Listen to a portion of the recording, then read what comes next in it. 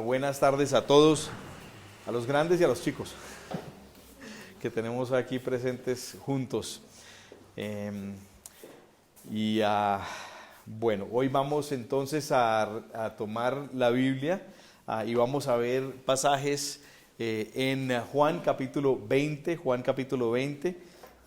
y también estaremos apoyándonos allí en algunos otros como el capítulo 11, versículos 25 al 27, y también ahí como la semana pasada también enriquecernos de los paralelos del recuento de la resurrección de nuestro Señor Jesucristo, así que también para que después lean, mediten en esto en casa, Mateo 28, Marcos 16 y Lucas 24 es donde encontramos estos paralelos.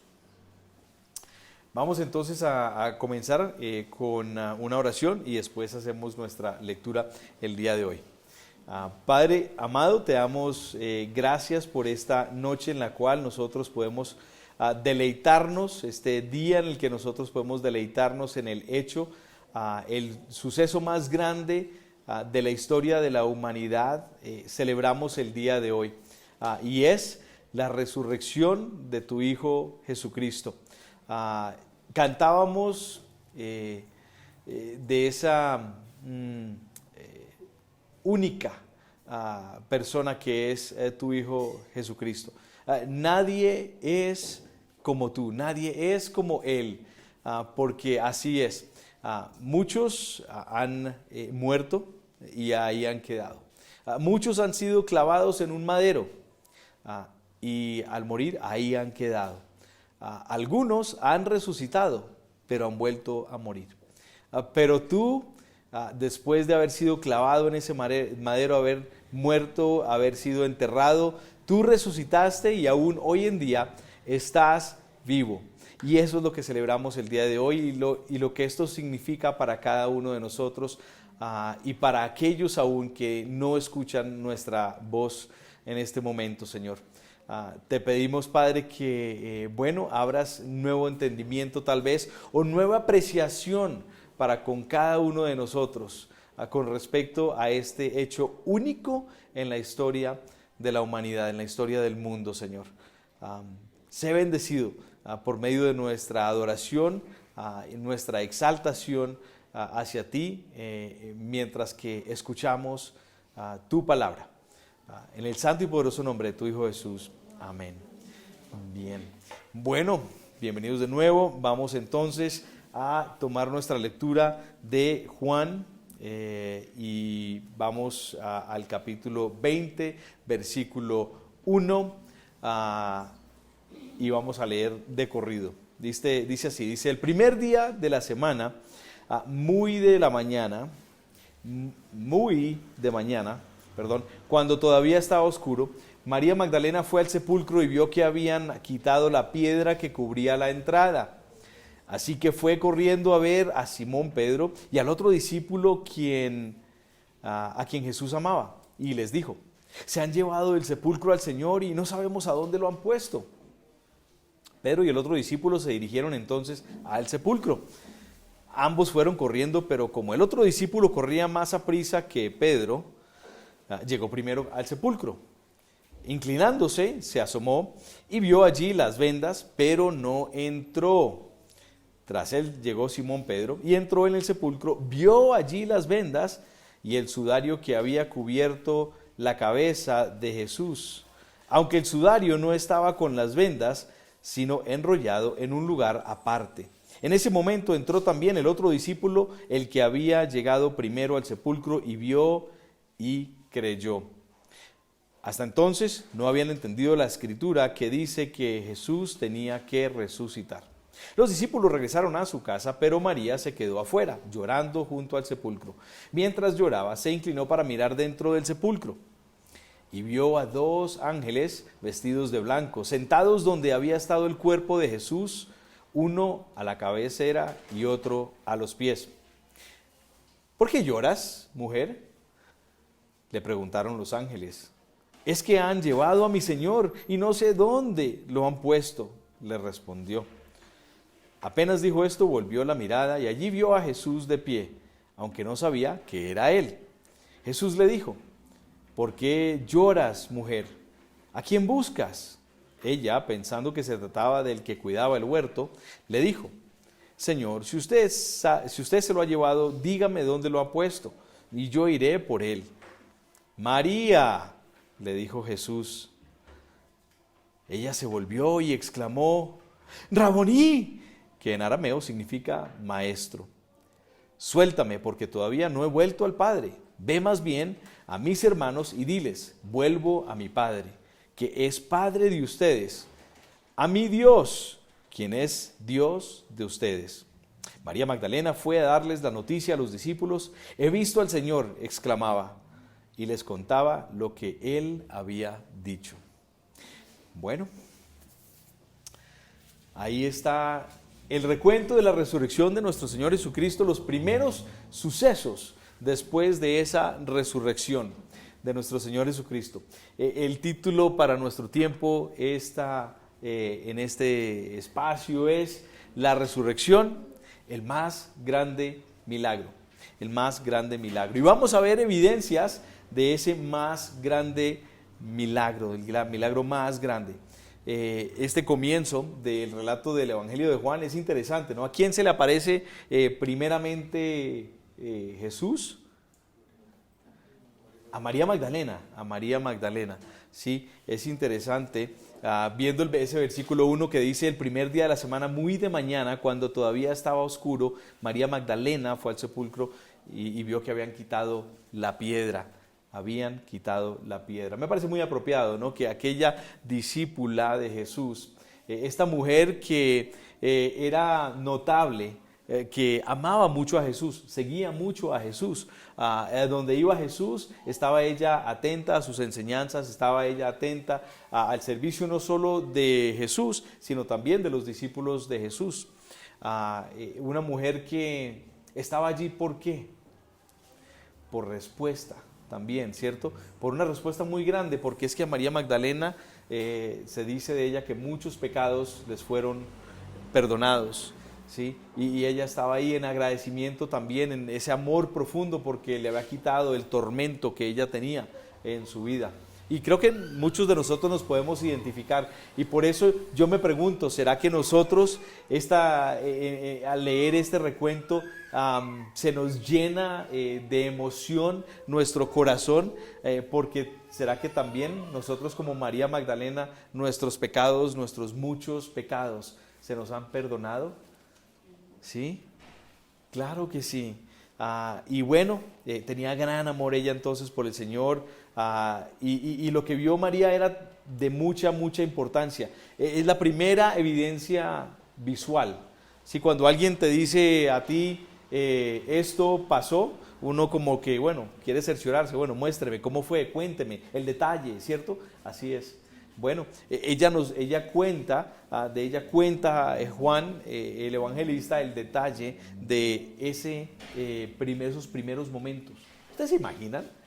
Llegan ustedes a ver la tumba y resulta que aquella piedrota que había enfrente, tapándola, que también los sellos, porque la habían sellado. Recordamos que el sábado en la mañana los líderes religiosos se presentan ante Pilato y le suplican que sellen la piedra por temor de que los discípulos se fueran a robar el cuerpo de Cristo y después decir, sí ve que sí era el Mesías, porque ya no está, pero ahora que se lo han robado, ¿no?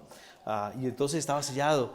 Y según los recuentos, de hecho, dice que la piedra no estaba simplemente movida a un ladito, ¿no?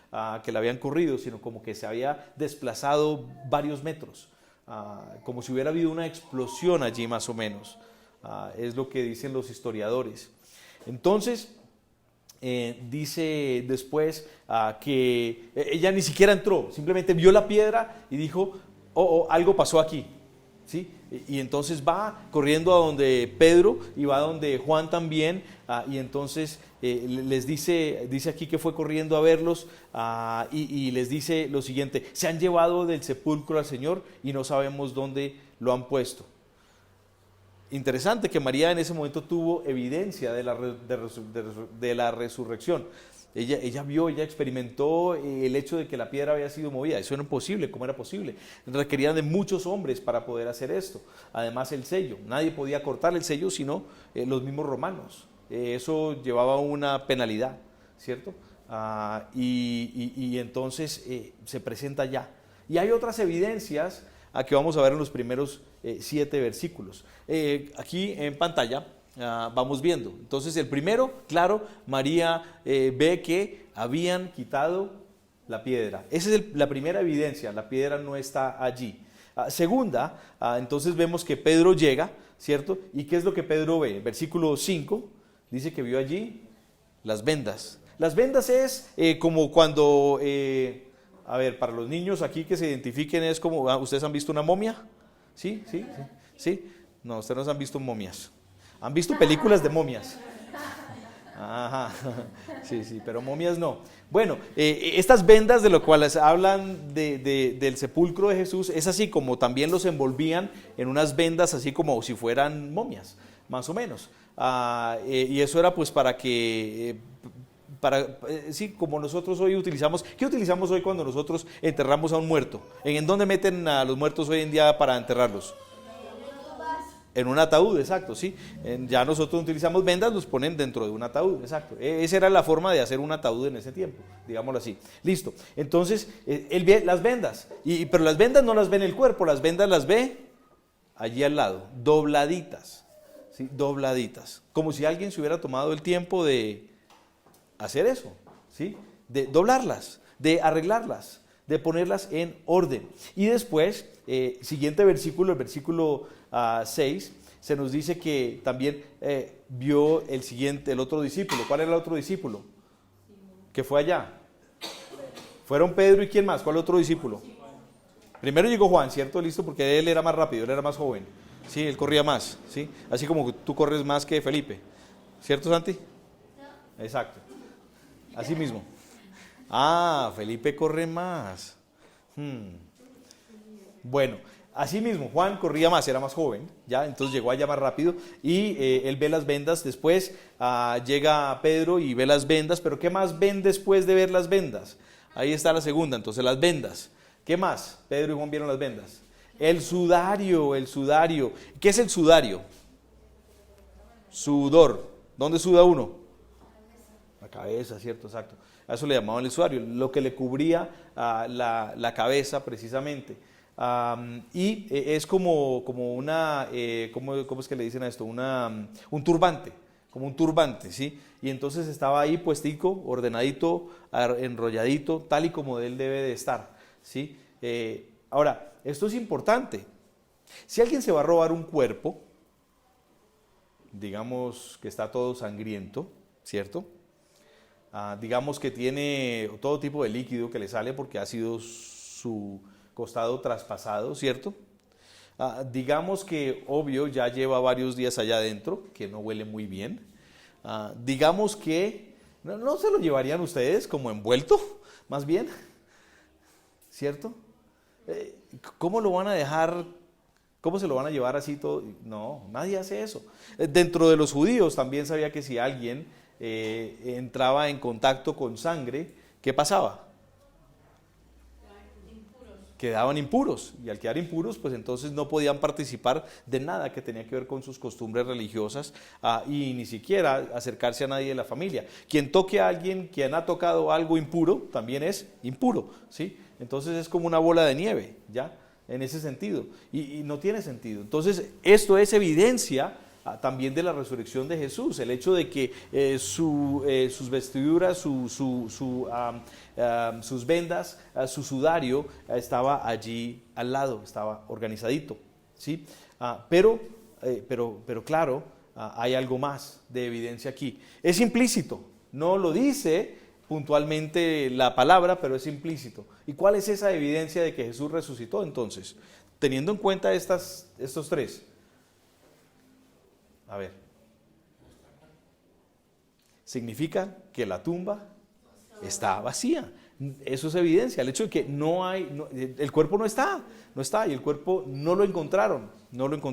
Pero claro, va a haber evidencias adicionales que vimos en nuestro recuento, y es precisamente que Él se le presenta a María Magdalena. Y más adelante, si nosotros tomamos aquellos recuentos en los otros evangelios, vamos a ver de que Él tiene otros encuentros con otras personas. Uno muy después de haberse entonces encontrado con María Magdalena entonces va para también a contarles a los otros discípulos. Jesús se encuentra con ¿quiénes? ¿Se acuerdan alguien?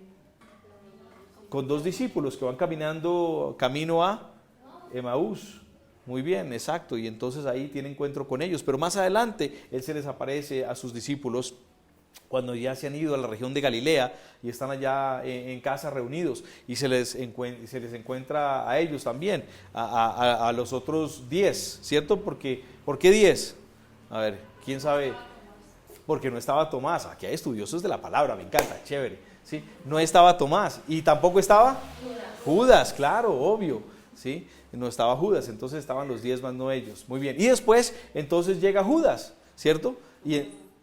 Perdón, Tomás, Judas no llegó, no podía llegar. Llegó Tomás, ¿cierto? Y entonces también se le aparece a Tomás, exacto. Muy bien, entonces la tumba está vacía, gran evidencia, ¿sí? Y ahora, importante, quiero que miren en sus Biblias, allí en este versículo 8, cuando habla Juan, que dice que Juan vio todas estas cosas, o el otro discípulo, el que Jesús amaba, que vio todas estas cosas, dice ahí que él, ¿qué? Él creyó. Esa palabra creyó es importantísima. En el griego es episteusen, y esa palabra, el griego es muy como de descripción amplia, ¿sí? Y tiene un significado, el verbo de que es algo inmediato, ¿sí? De contundente, de no hay forma de cambiarle el sentido a lo que ha visto, ¿sí? Y eso trae profundidad, pues. Oh, sí, yo creo que dice gozo, ¿sí? Pero otra cosa es el convencimiento del cual nos habla esta palabra, ¿sí? Total, completo. Y eso nos ayuda también a nosotros a creer también. Porque, bueno, ¿qué tenía para ganar Juan? Díganme ustedes, ¿qué tenía para ganar Juan creyendo y afirmando esto, como él lo deja grabado? ¿Tenía algo que ganar? ¿Se volvió famoso? No, más bien. ¿Qué pasó con Juan? Lo desterraron, lo enviaron para que se muriera por allá en una isla. Afortunadamente no terminó la historia de Juan así, sino que finalmente sale de ese destierro y regresa a Jerusalén y continúa predicando muy cortos y breves sermones que iban así más o menos diciendo ámense los unos a los otros. Pero él termina siendo desterrado, nada de famoso, de ninguna manera. ¿Qué tenía para ganar? ¿Mucho dinero? ¿Se compró mansiones? No, nada de eso. De nuevo, lo mandaron como a aquel de la película que termina con la pelota de voleibol. Wilson. Sí, termina así Juan. Entonces no tenía nada que ganar. Pedro tenía algo que ganar al también declarar todas estas cosas, ¿cierto? No, Pedro no tenía nada que ganar. Es más, perdió, ¿cierto? ¿Cómo perdió Pedro? Perdió su vida. ¿Cómo? Crucificado. Chicos, ¿saben cómo murió Pedro crucificado? De cabeza. O sea, no solo se ahogó, o sea, esto es medio sangriento, ¿no? No solo se ahogó por la respiración, sino también por la sangre. Claro, sí, muy bien, Pipe. Así mismo. Entonces, tenaz, no tenían nada que ganar. Y entonces ellos, sin embargo, declaran estas verdades, estas evidencias de que el milagro más grande de la historia de toda la humanidad, de verdad, pasó, ¿sí? Que esto no fue una ilusión óptica, que aquí no hubo mago, que aquí no hubo trucos, que aquí no hubo tampoco crimen, de ninguna manera. Tuvieron suficiente evidencia para asegurar que Jesús había resucitado de entre los muertos, que el milagro más grande entonces se había cumplido. Ahora miremos un poquito más a detalle y con una mente abierta a ver si entendemos entonces algo más. Jesús hizo muchos milagros, ¿sí o sí? A ver, ¿qué milagros hizo? Curar a ciegos. Curar a ciegos, ok. Por allá atrás, ¿qué más? ¿Qué cosa hizo? Salvar vidas. Convertir el agua en vino, muy bien. ¿Qué más hizo Jesús? A ver, allá atrás, levántate. Resucitó muertos, excelente. Y eso es tremendo milagro, ¿cierto que sí? ¡Wow! Tú leíste mis notas. Ujú, sí. Bueno, exacto, Jesús hizo muchísimas cosas, multiplicar panes y peces, sanar ciegos, leprosos, cojos, Hacer un hombre caminar. así, cojos, todo eso, sí, de acuerdo. Pero sobre todo, resucitar muertos. ¿Cuántas veces resucitó Jesús a muertos? ¿Cuántas veces? ¿Te acuerdas? Te soplo. 3 veces, sí, muy bien, 3 veces. Exacto. 3 veces. A ver, la primera vez que Jesús resucitó a un muerto fue ¿a quién? ¿Sí se acuerdan? No. Había una señora. ¿Cómo se le dicen a las señoras cuyos esposos mueren? Viudas. ¿Se acuerdan entonces de una viuda? Y Jesús tiene compasión de ella. ¿Sí? Exacto. Y tiene una hija. Y la hija ha muerto. Entonces, vamos a verlo ahí. Está en Lucas capítulo 7, versículo 15. Y entonces dice, el muerto se incorporó y comenzó a hablar y Jesús lo entregó a su madre, al hijo de esta viuda, al hijo de la viuda. ¿Ya? Pero hay otra, la segunda, ¿se acuerdan? De Jairo. ¿Sí? ¿Sí? Y entonces va Jesús por el camino con todos sus discípulos y se le acerca a Jairo.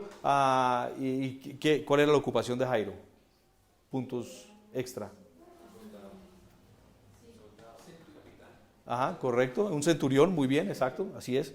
Entonces centurión, y entonces este centurión se le acerca a Jesús y, por favor, ayúdame, ¿sí? Y entonces Jesús, sin ni siquiera estar en el lugar donde estaba la hija porque estaba caminando, de hecho, alguien lo interrumpe. ¿Sí se acuerdan?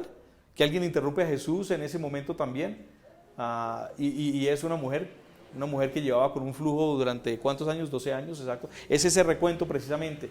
Y ahí está Jesús en medio de todo esto y se demoran en el tema cuando ya después le llega noticia a Jairo, no molestes más al maestro porque ya murió, ya tu hija murió. Y entonces Jesús dice, no te preocupes, ¿sí? Y va Jesús y entonces ¿qué? La resucita, ¿sí? Resucita a la hija de Jairo. ¿Y a quién más resucita? Antes todos lo dijeron. A Lázaro, muy bien, claro. Y entonces Lázaro, vemos el recuento en Juan capítulo 11, versículo 44. Y habíamos hablado la semana pasada que hasta el momento el milagro más grande que había hecho Jesús y el significado que tenía ese milagro, porque entonces ¿cuántos se le sumaron a esa entrada triunfal a raíz de que ese suceso acababa de pasar? ¿Sí? Precisamente. Y entonces es allí cuando Jesús le dice a Lázaro allá en la tumba, también le dicen muevan esa piedra, y entonces hay una cantidad de hombres fuertes allá y mueven la piedra y le manda una orden al muerto. Jesús le dice, Lázaro, levántate y sal. Y entonces sale, y aquí dice, el muerto salió con vendas en las manos y en los pies. ¿Cómo salió? ¿Sí ven que las vendas estaban con el muerto? ¿Cómo podía el muerto quitarse las vendas? Imposible, ¿no? Entonces después se las quitan. Entonces sale con las vendas en las manos y en los pies y el rostro cubierto con un sudario, igual como Jesús lo enterraron. Quítenle las vendas y dejen que se vaya, les dijo Jesús. Y acto siguiente, claro, después Lázaro acompaña a Jesús en la entrada triunfal. Bueno, digamos que ahí va hasta el momento una cantidad de milagros grandísimos. ¿Y qué tal si todo terminara allí, con esos milagros de Jesús? Hubiera sido bueno, ¿cierto que sí? Chévere, un hombre grandísimo con unos poderes impresionantes, inigualables hasta el momento. En la historia de la humanidad, ¿quién había resucitado un muerto? Aparte de Jesús. Si habían habido unos, a ver quién. Empieza con E. El Antiguo Testamento. ¿Sí se acuerdan? Elías. Así es. Pero bueno, en este caso Jesús ya no es uno, sino son tres. Y además todas las otras cosas, porque ¿qué hizo Elías además de eso? Bueno, hizo grandes cosas también, ¿cierto que sí? ¿Qué más hizo Elías? Oró al Señor para que ¿qué pasara? ¿Para que lloviera? ¿Para que no lloviera? Ambas, ¿cierto? Y llovió y no llovió. Muy bien, así es. Pero nada que ver todavía con Jesús. Por eso se acuerdan cuando el momento de la transfiguración de Jesús, cuando los discípulos ven esto, lo asocian, ¿no? con estos grandes acontecimientos también de Elías, ¿no? ¿Y quién estaba allá? Sí, precisamente. Entonces, bueno, el hecho es grandes cosas que Jesús ha hecho hasta este momento. Y bueno, hoy en día nosotros diríamos, bueno, tremendo hombre. Hablemos de tremendos hombres en la historia, y ahí hubiera quedado Jesús también plasmado, ¿sí? Albert Einstein, ¿conocen? ¿Sí? ¿Por qué es conocido Albert Einstein? Por la bomba atómica. ¿Por qué más?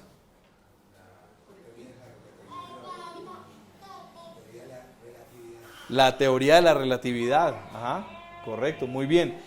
O Isaac Newton, entonces, hablando de teorías, ¿cierto? Pero esto no es una teoría, es una realidad. ¿Qué cosa? La gravedad, claro que sí. Sí, muy bien. ¿Qué significa la gravedad? Que yo estoy aquí pegado. ¿Sí? Sí, yo no puedo flotar, ¿cierto? ¿No? De eso se trata la gravedad. O Tomás Edison. ¿Quién sabe por qué es famoso Tomás Edison? La luz, el bombillo, correcto. Sin Tomás Edison esto no estuviera iluminado, estuviéramos aquí a velas, ¿cierto? Tal vez. O con lámparas de aceite. O Henry Ford revolucionó el tema de la fabricación de los carros, ¿cierto que sí? ¿Qué cosa? ¿Tesla? Ah. Bueno, en fin, muchos así famosos, ¿no? Podemos seguir con muchos, ¿no? Louis Pasteur, por ejemplo. O digamos de aquellos que inventaron, descubrieron el uso de la penicilina, por ejemplo, ¿cierto? Importantes descubrimientos, hombres grandísimos, mujeres grandísimas también, porque ahí participaron mujeres también. Pero ahí hubiera quedado Jesús agrupado con estos, pero Jesús sale por encima de todos ellos. ¿Por qué? ¿Por qué? Porque Él resucitó. Su muerte personal y su resurrección posterior es lo que cambia absolutamente todo el significado con respecto a Jesús y con respecto a nosotros precisamente.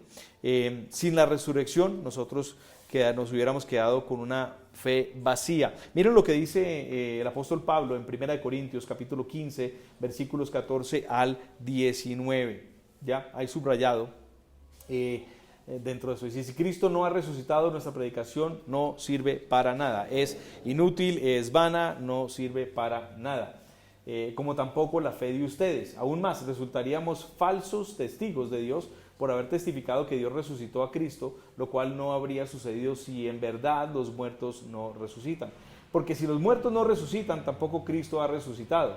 Y si Cristo no ha resucitado, la fe de ustedes es, dice ahí, ilusoria.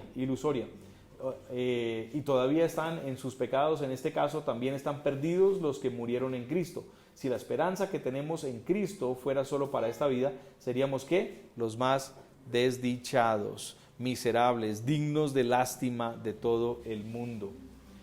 Es lo que nos dice ahí, ¿ah? Pero todo eso cambió porque Cristo resucitó. Y Él mismo se resucitó. Él no necesitó ayuda de absolutamente nadie para salir de esa tumba. Él no necesitó de hombres que cortaran los sellos. Él no necesitó de hombres para que movieran la piedra. Él no necesitó de alguien que le quitara las vendas o el sudario. Él lo hizo todo, absolutamente todo, y solo de una forma milagrosa. Miremos entonces por qué es importante la resurrección para nosotros. La resurrección, que es el más grande milagro, por ella nosotros podemos que primero tenemos entonces la podemos confiar en la promesa de nuestra vida eterna, ¿sí? Como creyentes nosotros tenemos confianza en eso, ¿sí? ¿Y qué significa que podemos tener confianza en nuestra vida eterna? Que confiamos que Jesucristo, que nos abrió el camino para tener una relación con Dios Padre, ¿sí? Que Él también se va a encargar de que siempre que estemos en este mundo vamos a estar llevados de su mano para que eventualmente podamos estar en la mano de Dios en el cielo, ¿sí? De eso se trata esa confianza, de que no hay nada que me pueda separar del amor que Dios tiene para conmigo en Cristo Jesús, nada. Y cuando yo digo nada es que nada, eso es lo que dice la palabra, nada de lo que el hombre ve o el hombre no ve. Nada, absolutamente nada puede separarnos de ese amor. ¿Y eso es por qué? Porque Cristo resucitó. Porque Cristo resucitó. Podemos tener confianza en la plena deidad de Jesús. ¿Qué significa la plena deidad de Jesús? Que Jesús es Dios, ¿sí? El mismo que Dios Padre, el mismo que Dios Espíritu Santo. ¿Ya? Podemos tener esa confianza. ¿Por qué? Porque Dios obró y ha obrado a lo largo de la historia y continuará obrando bajo sus atributos. ¿Cuáles son los atributos de Dios? Pues hay muchísimos, nombremos algunos. Dios es fiel, bien, amor, omnipresente, misericordioso, omnipotente, omnisciente, ¿sí? ¿Qué más? Amoroso, verdad, amén. Este chino muy bien, excelente, felicitaciones. Sí, y ¿saben quién más tiene todos esos mismos atributos y queda demostrado a lo largo de los 4 evangelios que cuentan su historia? Jesús. ¿Y quién continúa siendo también con nosotros y mostrando esos atributos? El Espíritu Santo. Entonces, Dios, Padre, Hijo y Espíritu Santo tienen los mismos atributos y nadie más tiene esos atributos, ¿sí? Nadie más tiene esos atributos. ¿Ustedes han conocido a alguien que es amor, aparte de Dios, en todo momento, en todo lugar, con toda persona, bajo toda circunstancia? No. ¿Alguien que sabe todo? No aquel que nosotros le decimos burlándonos, es que es un sabelotodo. No. Nadie lo sabe todo, ¿sí? Yo me recuerdo por allá en los años, ¿qué viene siendo esto? Por ahí como en el 2006, 2007, había un programa de televisión, una competencia de esas de los que conocen mucho, ¿no? Y entonces un tablero que tiene como categorías y después de esas categorías hay cantidades de dinero, ¿sí? Y entonces uno comienza con la parte de abajo, con las pautas más sencillas, las preguntas más sencillas. Eso en inglés se llama Jeopardy. No sé cómo se llama, si en algún momento lo pasaban aquí. No, ¿quién quiere ser millonario? Se llama Jeopardy, es otro programa distinto. Es un tablero grande y entonces ahí hay categorías, son como 10 categorías por decirlo así. Y entonces siempre uno comienza, bueno, y es más, el conductor de este programa se llamaba Alex. Y entonces los participantes le decían, Alex, dame categoría Biblia por $100. Y entonces así empezaba. Y entonces también está categoría lugares famosos del mundo, 7 maravillas, qué sé yo, ¿no? Diferentes categorías. Y había un señor, se me escapa el nombre de este hombre, pero llevó el récord de semanas consecutivas. Si tú ganabas una semana, llegaba la siguiente semana, y la siguiente semana, y la siguiente semana. Y él terminó ganándose millones y millones y millones de dólares. Estuvo ahí consecutivos, yo no me acuerdo cuántas, pero más o menos casi un año. Pero ¿saben qué pasó con ese hombre? Llegó una vez que perdió. Entonces, ni siquiera ese hombre lo sabe todo. Pero Dios sí, Jesús sí, el Espíritu Santo sí, precisamente. Entonces, miren lo que dice entonces, para que nosotros veamos que podemos confiar en la promesa de nuestra vida eterna y en la plena deidad de Cristo. Romanos capítulo 1, versículo 4, dice, hablando de Jesús, por eso está ahí dentro del corchete, que fue declarado Hijo de Dios con poder según el Espíritu de Santidad por la resurrección de entre los muertos. Hijo de Dios, ahí está, la deidad, según el Espíritu de Santidad, por la resurrección de entre los muertos, ¿ya? Entonces nos habla precisamente de esa deidad que rescatamos de su resurrección.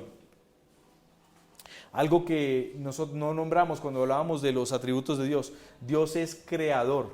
¿Quién más es creador? Entonces, si Dios Padre es creador, ¿quién más es creador? Cristo es creador, ¿cierto? Ejemplos en la Biblia de que Cristo creó algo. El vino, muy bien. Los peces, el pez, Creó panes y peces, muy bien. Nos creó a nosotros. Génesis, ahí está. Y Juan capítulo 1, en el principio, oiga, no, por favor, un premio para el niño, ¿sí? O sea, sí, por favor. ¿Ah? Entonces, sí, Jesús es creador, muy bien, Jesús es creador. Bien, entonces no podemos ignorar nosotros el hecho de que la resurrección de Jesús es el principio central de la fe cristiana. Sin la resurrección, como veíamos en 1 Corintios antes, entonces lo de nosotros no tiene sentido. ¿Para qué estamos aquí reunidos? No, podríamos estar haciendo otras cosas, jugando uno, qué sé yo, ¿no? ¿O qué otro juego les gusta a ustedes? Eso estuviéramos haciendo.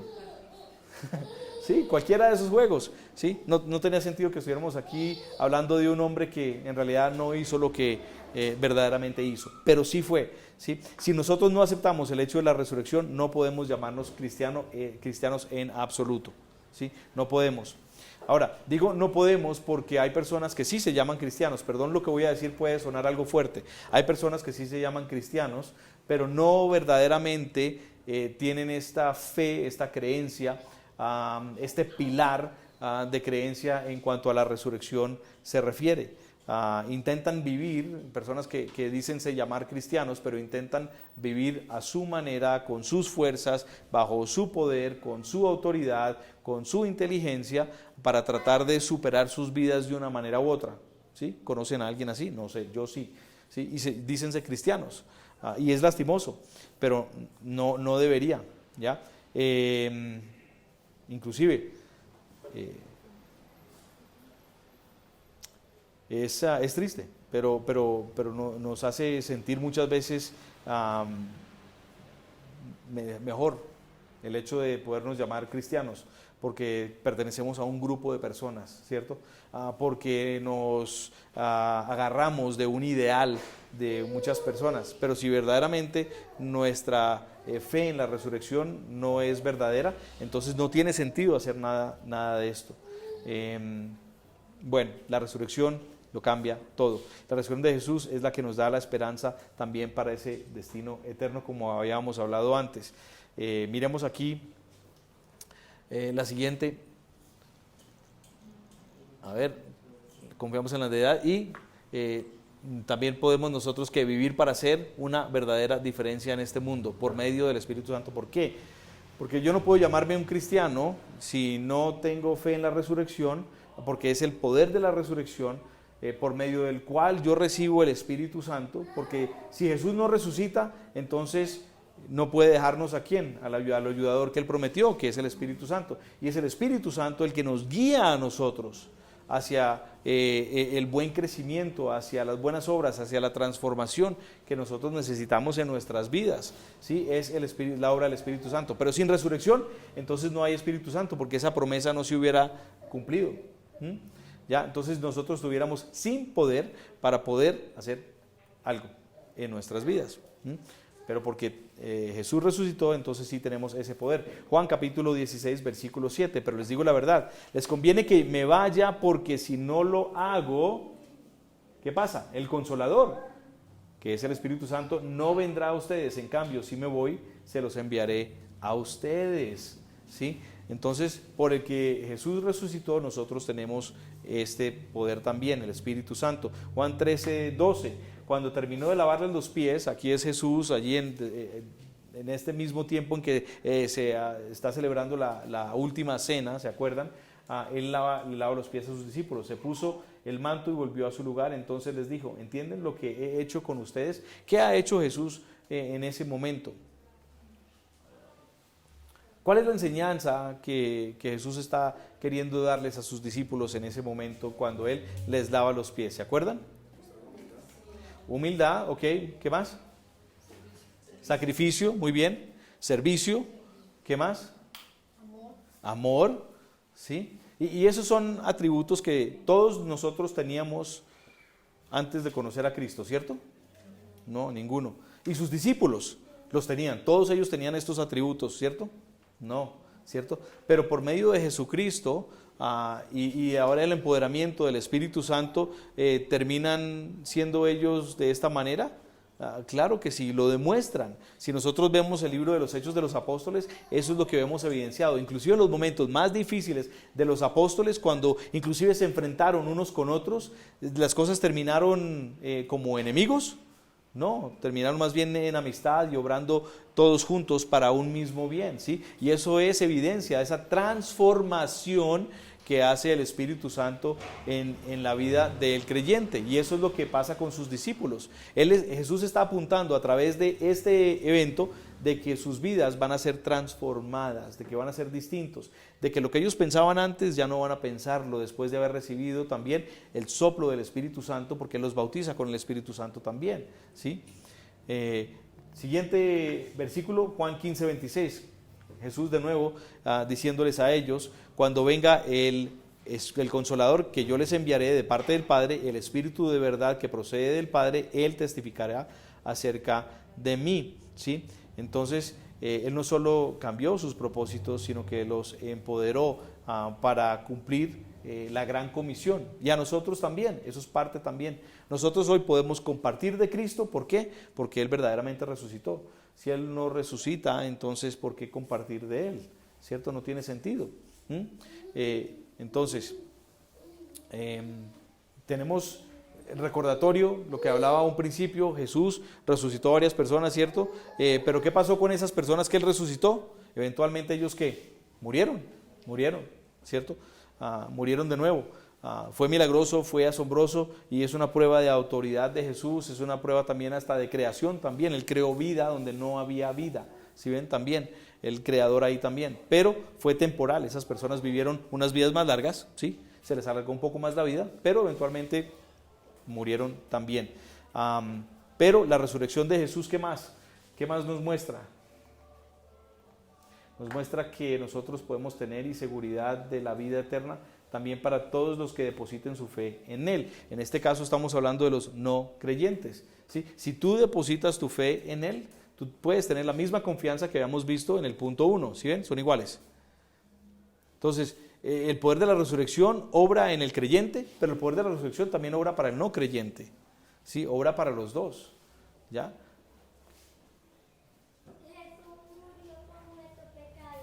Así es, Jesús murió por nuestros pecados, y Él se llevó esos pecados a la tumba y allá los dejó, ¿sí?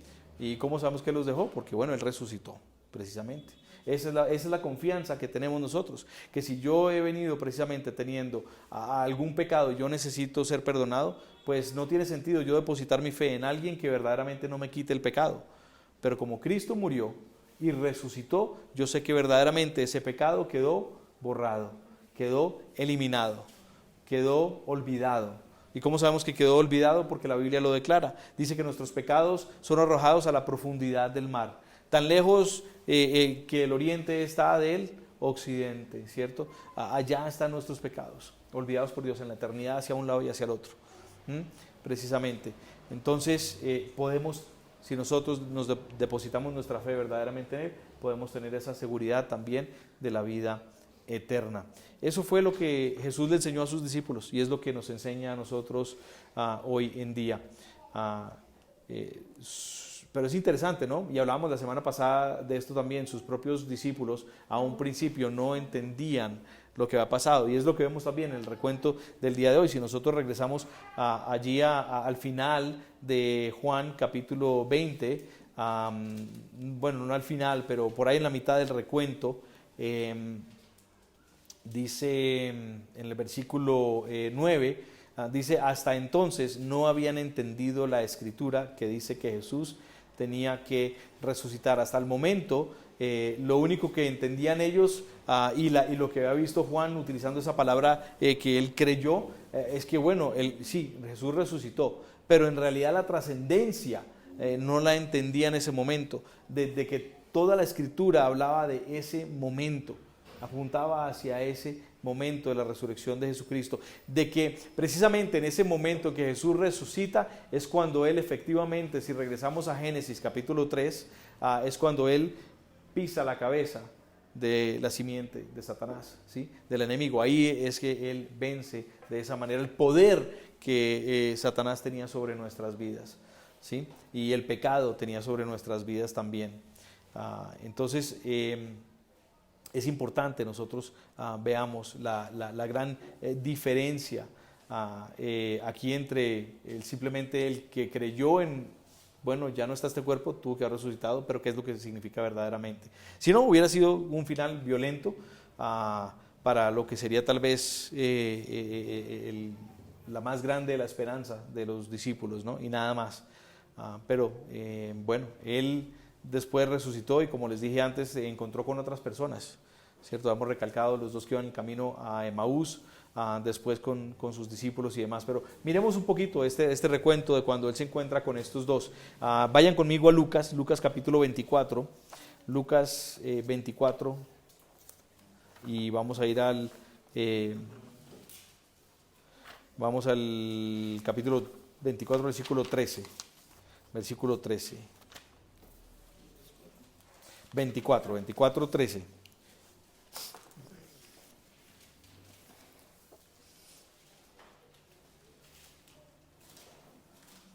Listo, 24:13, Lucas nos dice: aquel mismo día, dos de ellos se dirigían a un pueblo llamado Emaús, a unos 11 kilómetros de Jerusalén.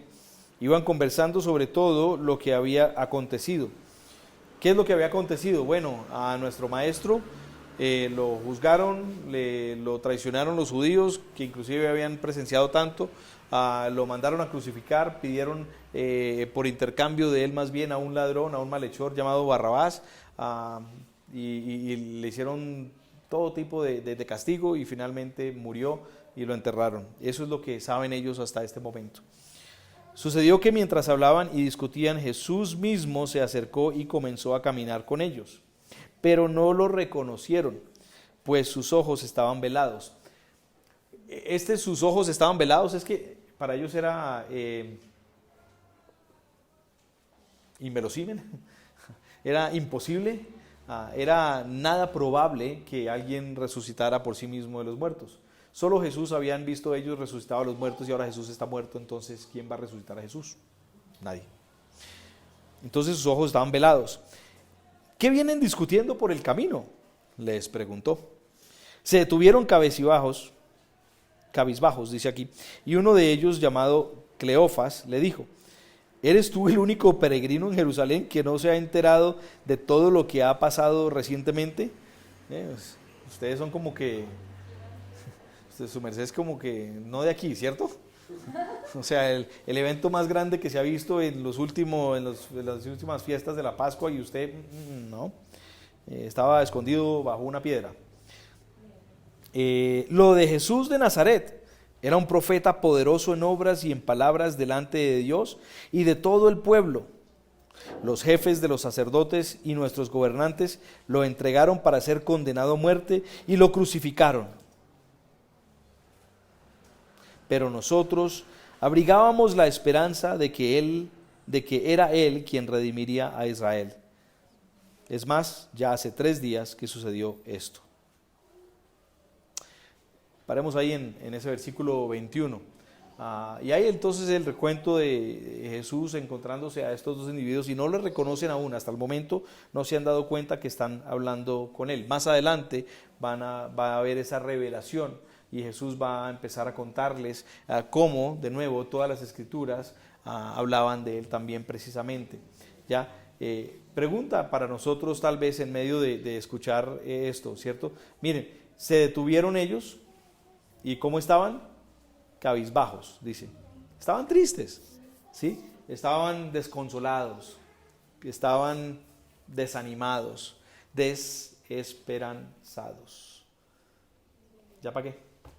No, ya. Nos vamos porque ya no hay nada que hacer aquí. ¿Sí? Tanta esperanza por este hombre que logró tanto, pero no. Uno más de los tantos que han sido crucificados, de los tantos que han dicho que eran el Mesías y no ha terminado siendo el Mesías. Así, esa es la condición de ellos. ¿Será que nos podemos identificar nosotros a algún momento en que hemos estado tristes o decepcionados, y hasta se nota en nuestro cuerpo, ¿cierto? Nuestras facciones lo demuestran, y eso que alguien se acerca y nos dice a nosotros, ¿qué te pasa? ¿Estás bien? ¿Cierto? ¿Cuál es la típica respuesta de uno? No, más bien, ¿no? Todo bien, todo bien. Pero no, estamos tristes, ¿sí? Así estaban ellos. La tristeza, la decepción los habían sobrellevado. Y cuando finalmente encuentran algunas palabras para poder comunicar lo que ha pasado a ellos, es cuando le responden, miren cómo le responden de nuevo, era un profeta poderoso en obras, y lo crucificaron. Pero nosotros pues abrigamos esa esperanza de que era el quien redimiría al pueblo, ¿cierto? A Israel. Estaban equivocados también, ¿no? De la misma manera que muchos hoy en día, pensando que Jesús era de nuevo uno más de los tantos profetas que el pueblo había tenido, porque había dicho muchas cosas interesantes con respecto a lo que iba a venir también. Y bueno, otro profeta y ya, pero bueno, ya no hay esperanza, ya se acabó. Pero estaban equivocados, muy equivocados, afortunadamente. Y Jesús les explica entonces la verdad, y que todo lo que sucedió tenía que suceder tal y como las Escrituras habían dicho de sí mismas que iba a pasar, precisamente. Y la semana pasada hablábamos de eso, la venida del Mesías. El Cristo estaba, pero recontra que señalada en la Biblia, desde un principio, desde el Génesis, hasta precisamente el último profeta, que viene siendo ¿quién? A ver. Muy bien, Juan el Bautista, el último profeta, así es. Y todos entonces habían predicho que Jesucristo de Nazaret era el Cristo, era el Mesías. Bien, desde un principio Dios venía revelando ya esto. Miren, la semana pasada vimos una escritura en Isaías, hoy vemos una segunda. Dice Isaías 25:8, devorará a la muerte para siempre. El Señor omnipotente enjugará las lágrimas de todo rostro y quitará de toda la tierra el oprobio de su pueblo. El Señor mismo lo ha dicho. ¿Sí? Y esto está apuntando entonces a la obra de Jesucristo. ¿Cómo se vence la muerte? Resucitando. Precisamente. Todo cambió para los discípulos de Jesús en esos primeros días, cuando ellos entendieron que Jesús estaba vivo, cuando después lo vieron caminando junto con ellos también. Fue crucificado, una muerte tenaz, pero resucitó a vida, y esto es para gozo nuestro. Hebreos capítulo 2 versículo 14, por tanto, ya que ellos son de carne y hueso, Él también compartió esa naturaleza humana. ¿Quién? Jesús, para anular mediante la muerte al que tiene el dominio de la muerte, es decir, al diablo. ¿Sí? Por medio, de nuevo, esto está apuntando a su resurrección, ¿sí? Por eso Él venció. Entonces Jesús, no solo un profeta poderoso en obras y en palabra, como decían estos dos, Jesús caminando ahí a un lado, sino que es Dios mismo conquistando la muerte para nosotros tener vida eterna. Amén, amén, amén. Oremos. Padre amado, te damos gracias por el más grande milagro de toda la historia humana. El hecho de que un hombre, 100%, pero también tú como Dios, 100%, te levantaste de entre los muertos. Ninguno de nosotros pudiéramos lograr esto. Nadie en la historia de la humanidad lo ha logrado, o ni siquiera ha dicho alguien de sí mismo, yo lo hice. Nadie más, solo Jesús, y verídico está.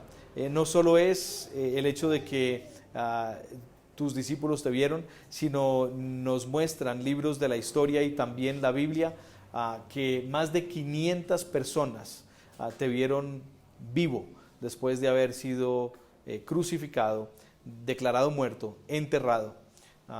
Tú caminaste en medio de ellos. Es más, hiciste milagros iguales a los que habías hecho cuando estabas en vida. Solo tú.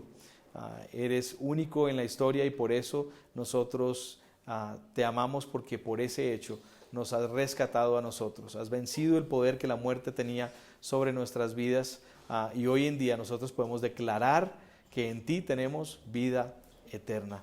Gracias, gracias, gracias, gracias mi Jesús, porque tú te humillaste de tal manera, te hiciste como hombre para poder vencer, para poder cumplir con el diseño de Dios para mi salvación, para la salvación de todos nosotros aquí esta noche, Señor. Gracias, gracias, gracias, gracias. Y por eso hoy también, antes de decir amén, queremos celebrar con una cena, con la Santa Cena, símbolo que nosotros tenemos, mandato que nosotros tenemos de parte de ti, para recordar lo que tú hiciste por nosotros al morir en la cruz y al resucitar. Así que vamos a tomar un tiempo mientras que Nata nos canta una canción, nos toca un poco con la guitarra, pues para agradecerle al Señor de la profundidad de nuestro corazón, para demostrarle el agradecimiento que nosotros tenemos a lo mínimo hoy por medio de nuestros pensamientos y nuestras palabras, por habernos salvado de la eternidad en el fuego eterno, de las lágrimas, del llanto, del crujir de dientes, del dolor, de la tortura que nos esperaba antes en el infierno, de haber tomado el castigo que nosotros merecíamos y habernos dado a nosotros libertad para siempre. Tomemos este tiempo mientras escuchamos.